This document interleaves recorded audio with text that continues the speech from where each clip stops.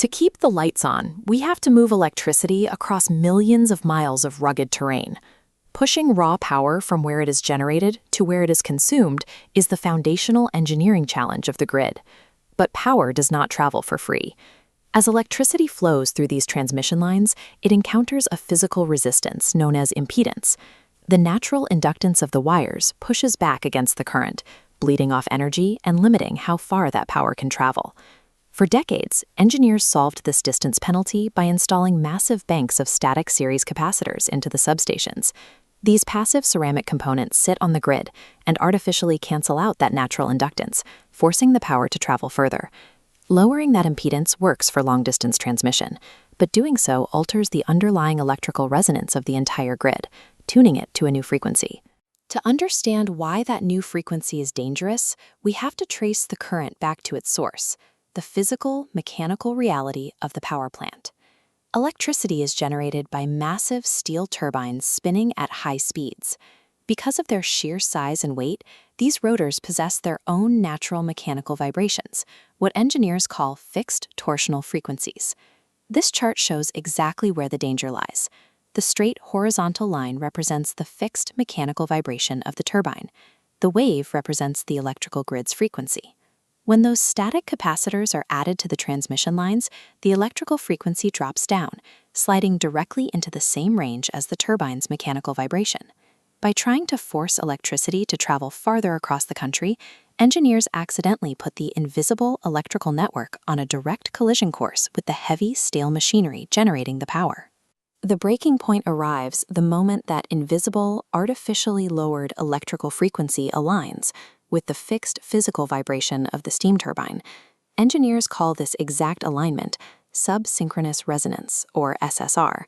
When SSR occurs, it triggers an induction generator effect. Instead of pushing power out, the grid actively pumps electrical energy back into the spinning turbine shaft as parasitic torque. This injected energy exponentially increases the shaft's natural vibration, feeding a destructive loop with every revolution. Because the old series capacitors are passive, rigid pieces of hardware, they cannot adapt. Once this resonance loop begins, the static grid has no mechanism to break out of it.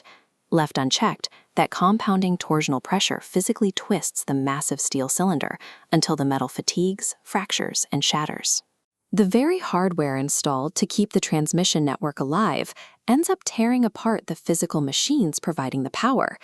To keep expanding safely, designers realized they could no longer rely on rigid components. They needed a method to lower transmission impedance that wouldn't destroy the generators.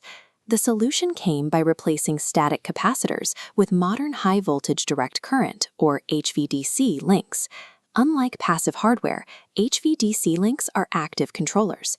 They continuously shift their impedance in real time, steering the electrical frequency away from the mechanical danger zone. Constantly moving the goalposts maintains a safe gap, preventing parasitic torque from taking hold. By replacing passive hardware with active controllers, engineers moved the transmission grid from a rigid, unresponsive network to an intelligent system capable of dynamically adapting to internal threats. Think of the active controller like a dancer, constantly shifting its weight to avoid stepping on a partner's toes.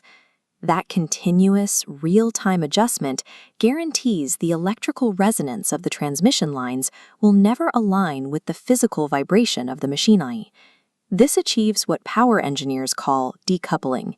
It is the permanent, functional separation of the grid's electrical behavior from the physical vulnerabilities of the turbines. To safely push electricity across vast continents, the modern grid survives only because it actively separates its invisible electrical forces from the heavy steel machines that create them.